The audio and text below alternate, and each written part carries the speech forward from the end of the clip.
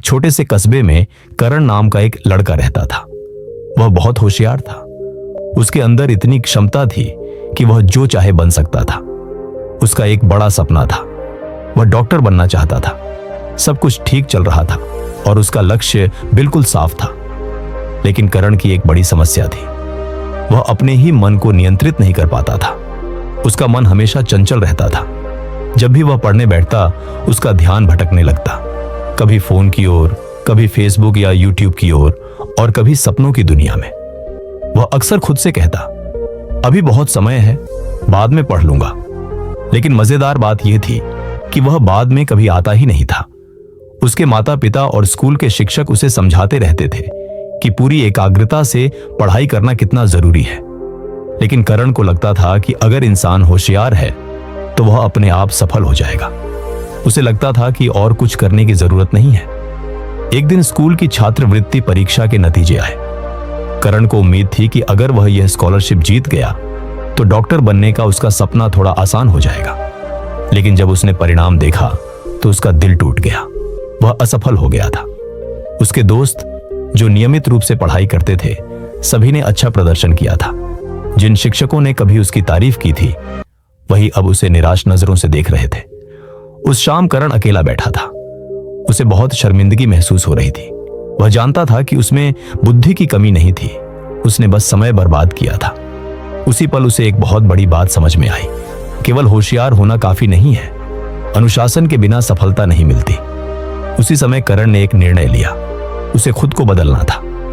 इसलिए उसने ऐसे शिक्षक की तलाश की जो सिर्फ विषय न पढ़ाए बल्कि अनुशासन भी सिखाए। तभी उसकी मुलाकात कोच मिलर से हुई, जो एक बहुत अनुभवी शारीरिक शिक्षा शिक्षक थे। कोच मिलर सिर्फ व्यायाम ही नहीं सिखाते थे, बल्कि छात्रों का ध्यान और आत्मनियंत्रण भी मजबूत करते थे। लोग कहते थे कि उनके मार्गदर्शन में सबसे ज्यादा असावधान लड़के भी धीरे धीरे अनुशासित हो जाते थे। करण कोच मिलर के पास गया और बोला, कोच, मैं पढ़ाई पर ध्यान ही नहीं लगा पाता। जैसे ही पढ़ने बैठता हूं, मेरा मन इधर उधर भटकने लगता है। मैं अपनी एकाग्रता कैसे बढ़ा सकता हूं? कोच मिलर हल्के से मुस्कुराए और बोले, मन को नियंत्रित करना आसान नहीं है करण। आओ, मैं तुम्हें कुछ दिखाता हूं। वह करण को स्कूल के मैदान में ले गए। खेल के कमरे से उन्होंने एक खिलौना धनुष बाण निकाला, मैदान में एक बोर्ड लगाया और कहा, अगर तुम इस बोर्ड के बीचों बीच निशाना लगा सको तो मुझे पता चल जाएगा कि तुम कितने केंद्रित हो। करण ने तीर चलाया, लेकिन वह निशाने से चूक गया। कोच ने पूछा, जब तुमने तीर चलाया तब तुम क्या देख रहे थे? करण ने जवाब दिया, पेड़, मैदान और बोर्ड। कोच ने सिर हिलाते हुए कहा, यही तुम्हारी असली समस्या है। तुम एक साथ सब कुछ देख रहे हो। एक अच्छा खिलाड़ी सिर्फ अपने लक्ष्य को देखता है और कुछ नहीं। फिर उन्होंने कहा, करण, तुम्हारा मन भी हर चीज में उलझा रहता है। Phone, social media, YouTube. अगर तुम्हें जीवन में सफल होना है तो पढ़ाई के समय सिर्फ अपने लक्ष्य को देखो और कुछ नहीं। करण ने बात समझ ली, लेकिन उसने पूछा, कोच, मैं शुरुआत कहां से करूं? मैं अनुशासित कैसे बनूं? कोच मिलर बोले, मैं तुम्हें 4 सरल नियम बताता हूं। अगर तुम इन्हें अपना लोगे तो यही काफी है। पहला, अपने विचारों पर नियंत्रण रखो। जब भी मन भटके, खुद से कहो, यह मेरा पढ़ाई का समय है, मुझे अभी ध्यान लगाना है। दूसरा, एक दिनचर्या बनाओ। रोज का एक समय तय करो कि कब पढ़ना है और कब आराम करना है। धीरे धीरे तुम्हारा दिमाग उसी दिनचर्या का पालन करने लगेगा। तीसरा, ध्यान भटकाने वाली चीजों को दूर रखो। फोन, टीवी और बेकार ऐप्स तुम्हारा समय चुराते हैं। पढ़ाई के समय इन्हें खुद से दूर रखो। चौथा, हर दिन अभ्यास करो। एक दिन में कुछ नहीं होता। छोटे छोटे अच्छे अभ्यास रोज बनाओ। यही मानसिक अनुशासन की असली कुंजी है। करण ने कोच की हर बात ध्यान से सुनी। उसने अपने लिए एक सख्त दिनचर्या बनाई। पढ़ाई के समय उसने फोन बंद रखना शुरू कर दिया। जब भी उसका मन भटकता, वह खुद को याद दिलाता, मेरा लक्ष्य डॉक्टर बनना है। शुरुआत में यह बहुत मुश्किल था, लेकिन धीरे धीरे उसकी एकाग्रता बढ़ने लगी।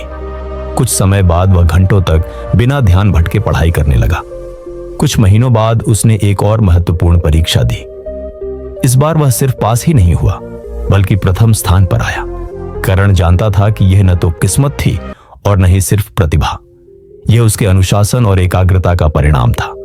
लगभग 1 साल बाद जब वह छात्रवृत्ति लेने मंच पर खड़ा था तो उसे कोच मिलर की कही बात याद आई। मन एक जंगली घोड़े की तरह होता है।